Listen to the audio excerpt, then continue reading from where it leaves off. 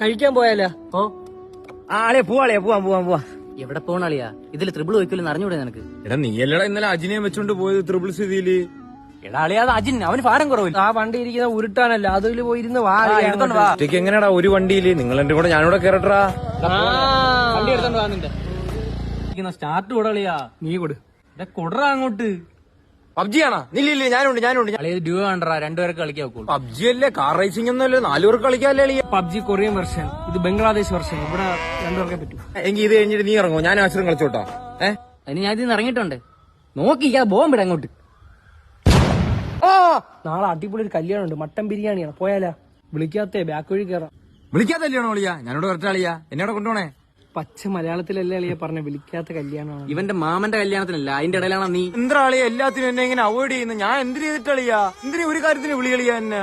ഞാൻ നിങ്ങളെ കൂട്ടത്തിലുള്ളതല്ലേ അളിയ?